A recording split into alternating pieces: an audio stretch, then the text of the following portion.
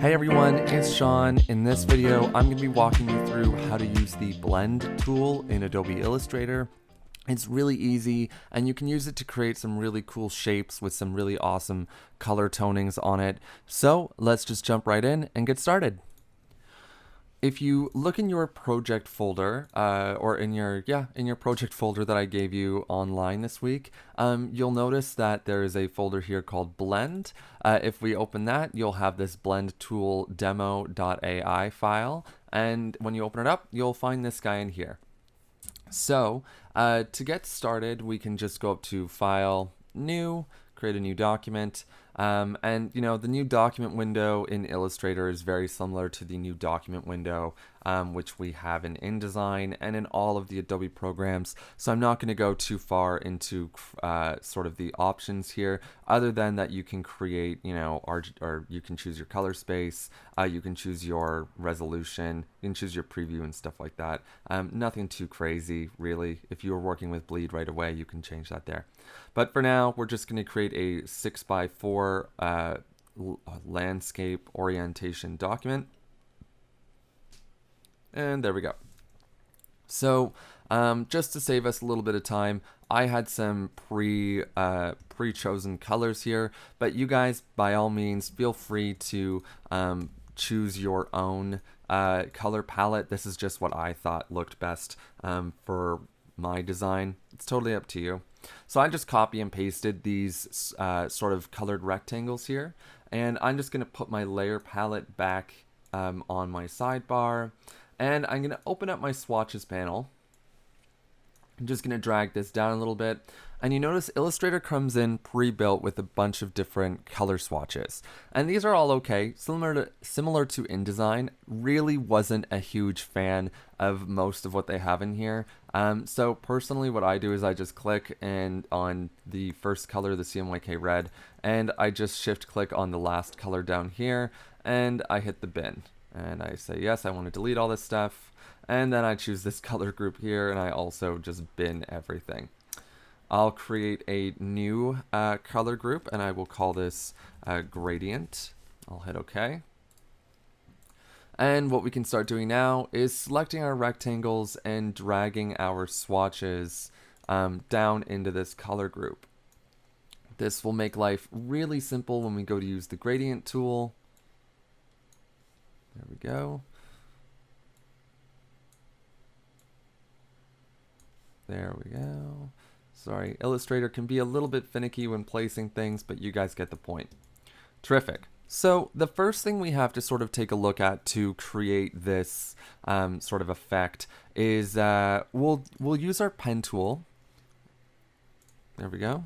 So you can press P for pen tool, or just come over here and select the pen tool. And we're going to create an anchor point, and then we're going to hold shift click and drag up on this 45-degree angle. We're not going to go super far. And then we'll come over here to another point, maybe a little bit further down. We'll hold shift click and we'll drag back out on our 45-degree angle. And then we can come maybe a little bit further down, shift click and drag up on our 45-degree angle. And you guys should be left with something that looks like this. I'm just going to turn off that shape, or yeah, that fill color, so that we're just left with our sort of basic, you know, path here. And I'm going to just use the direct selection tool, or this white arrow up here. And I'm just going to make some subtle tweaks to the path itself. I think it's a little bit too sharp. That's just me. If you lose your path, you can just sort of drag out and select it again. So I'm just going to make some subtle adjustments here. Maybe, yeah, that looks okay. Maybe a little less sharp. And then select this guy. And yeah, okay. You know what? I think I actually want that guy to finish on a bit more of an angle. Cool. And just for fun, I'm going to select my pen tool again using the P. And I'm going to hold down Alt Option to drag out another handle. And I'm just going to finish this guy off with a little bit of a better tail. Something like that. Terrific. So this works with any shape you want to make. I'm going to click on my stroke here, and I'm just going to fill it with a, half point stroke, something like that seems to work fine. Cool. So the next step we have to do is we have to make a gradient. And to do that, I'm going to come over here to our shape panel, or to our shape sort of tool, and I'm going to select the ellipse. You could just press the L key on your keyboard if you wanted to jump to it. I'm going to click and drag out 2 circles, a decent distance apart, something like that. And let's just select the first circle. We can hit no for stroke, click on the fill color, and select gradient. And you'll be filled with this really ugly black to white sort of gradient. To fix that, what we can do is it should have snapped open your gradient panel. If it didn't though, you can click on Window Gradient to open the gradient panel. And we can double click on this white swatch and it'll open up this menu, and this menu is a little bit clunky because if you want to get to the RGB, CMYK, or HSB color values, you have to click on that little hamburger menu and then select whichever one slider you want to work with and start working with it. The reason why we took the extra seconds at the beginning of the time though to set up our swatches panel is because you can also just click down here on swatches and you can quickly start selecting swatches. So when we select our first magenta swatch, we can click off and come over here to our gradient sort of slider, and we can just click once to add a new color swatch, and we can sort of start filling this guy up with different colors. So I'm just going down the list of colors here. Come on. My Illustrator is being a little finicky. Don't mind me. There we go, filling that guy up. And then the last one here, this black, I'm just going to double click on the black and fill it with this last swatch of blue. Terrific. I actually think we'll leave this for now, but this might end up changing. We'll come back to this. This is a really customizable sort of effect, and it's really fun to sort of play around with. So I'm going to select this other ellipse by pressing V for the selection tool and just selecting it. And then I'm going to hit the I key and grab the eyedropper tool. You can see it right up here. And I'm just going to click on this ellipse. This will copy all of the attributes from one ellipse onto the next. Okay? So now that we have these two ellipses the same, we can select them both and we can come up here to Object, Blend. And what we want to do is we can click on Make. Mine automatically snaps into this sort of style because this is the previous settings that I had set up. If yours doesn't and it just makes a bunch of copies of the ellipse, what you can do is you can come up to Object, Blend, Blend Options, and we can select, instead of Smooth Color, Specified Distance. And under specified distance, we can leave the orientation the same, align to page, but what we want to type in is 1 px or 1 pixel. If your document is set up in inches and you just hit 1, this might happen, and you'll just be left with a bunch of different circles. So make sure you specify the pixel instead of just the numeric value, because it's going to take whatever document sort of measurements you're working with here. So now we can select both of our shapes, this blended ellipse shape and this path, and we can go up to Object, Blend, and we can hit Replace Spine. Boom. And now you're left with this kind of cool wormish looking shape. It's pretty interesting, but it needs a little bit of customization. So the first bit of customization we can do is we can press A on our keyboard or go up to our direct selection tool up here, and we can click on one of our ellipse shapes. I'm going to click on the back one. So we have it selected with the direct selection tool. I'm going to switch over to press V or go to our selection tool, and then I'm going to hold Alt on the keyboard and just scale this guy using, Alt and Shift, scale it proportionally down so that it creates this little tiny tail. Just a little bit smaller. There we go. And then we can come over to this ellipse up here and do the same thing. I'm not sure I want it to be that large. Something like that should be fine.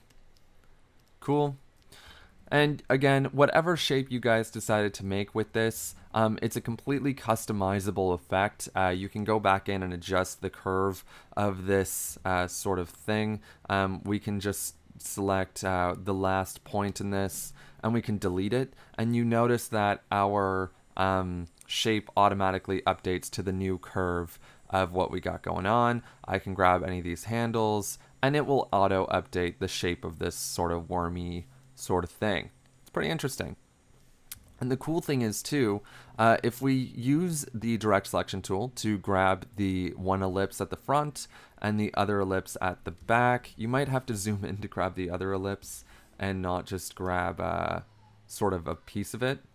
So there I have the one ellipse at the back, and I'm pressing space and dragging over to get to the front ellipse, and I'm holding shift and I'm clicking. Then I'll hit 0 to zoom back out. You'll notice that if your gradient panel was still open, you have the option to fully customize this gradient by pulling colors off, by sliding colors around, increasing the intensity of certain highlight colors, decreasing the intensity of certain highlight colors, etc. And it's a pretty cool customizable thing. So you have full control over how this looks. And I'm actually really happy with this. I really like how this sort of magenta color blends into the purple, blends into the teal, the blue. It creates a cool sort of highlight.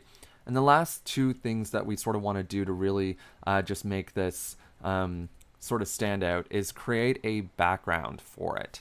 So to create a background, very simple. I'm just going to select the rectangle tool. You could use M on your keyboard to get there. I'm going to drag one out. And if you had your gradient selected previously, it's going to draw out a gradient. That could look pretty cool. It's pretty psychedelic. I just used Command, Shift, and back square, or the left square bracket, to automatically send it to back. That's kind of cool. Looks pretty early, early 90s computer era sort of coloring. I'm just going to select this solid fill color from back here, and I think what I want to do is I want to fill it with a light sort of bluish tealish color. We need something a little bit more white than that, just so that each color can obviously stand out on its own, but it still looks like it falls within a certain parameter of the color. You guys can play around with this depending on which color you decided to choose, which color scheme you guys decided to choose. So the last thing I'm going to do, so that it doesn't feel like it's just floating in space here, is I'm actually going to play around with creating a little bit of a shadow underneath it. So to do that, I'm going to jump over to our ellipse tool, and I'm just going to drag out a nice wide circle. It's pretty shallow. Not holding shift or anything like that while I do that. The next thing I can do is open up our gradient tool here. I can select radial gradient, and I can actually just start to drag these guys off. I can double click on the magenta hue here, and what I'm going to do is I'm actually going to select this blue color, and then I can click on this teal or light blue color that we have here, and under opacity I'm just going to hit 0, and now you can see we have a gradient that sort of goes from filled to not filled. And I can actually use this diamond to, I can use this diamond to adjust the fade. So I kind of want the fade to be a little bit more closer to the left. That looks good. And then I just want to see if I can play around with the location. So you could also use the location. It will auto adjust the position of this fade diamond to a different space. You could adjust the ratio of this and make it a lot flatter. I actually kind of like the look of it being a little bit, maybe at 20%. The location of this could probably go up to 40%. And then if we click on this guy here, we can adjust the opacity. I don't need it to be 100%. Maybe even something like 50 would be fine. There we go. We can hit OK, or just select off of it, and you're left with this very subtle drop shadow, which you can expand even further, make it even shallower. It'll just continuously update the look of it, and we can actually change the color of this by going up to our sliders now instead of our swatches, and we can sort of just choose to add a little bit more black, a little bit more key in there, a little bit more cyan, just make this a little bit darker. And then I'm going to grab the top sort of formatting bar here and just change the shape of it. And there we go. We have a little bit of a shadow that's lying underneath our worm. We can just sort of move that guy down. And that, ladies and gentlemen, is how you use the blend tool. The cool thing about this is if we zoom in really closely, you can see all of the different ellipses. There is a new ellipse every pixel that is being created here to create this really smooth dynamic shape. The nice thing is too, it is not all separate objects. Illustrator is treating this as two objects which allow it to run really smoothly. For example, if we were to click on all of our ellipses and whatnot, I think we have the whole object selected. We can actually go under Object, and we can go to Expand, Object and Fill. We want to expand both of these things. And you'll see already, it's going to create 255 objects. When you hit OK, you can see every object that it just created in this. Now, the way Illustrator handles files is the more objects, the bigger, the bulkier, and the slower the file is going to be.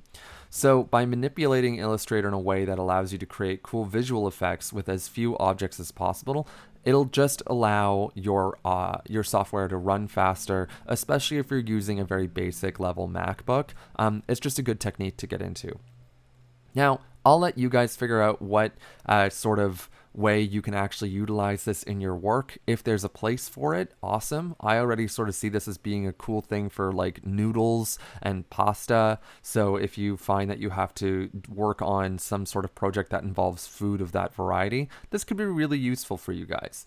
If not, then, you know, it's just something really cool to play around with. And that has been the blend tool in Illustrator. I'll catch you guys in the next video. See ya.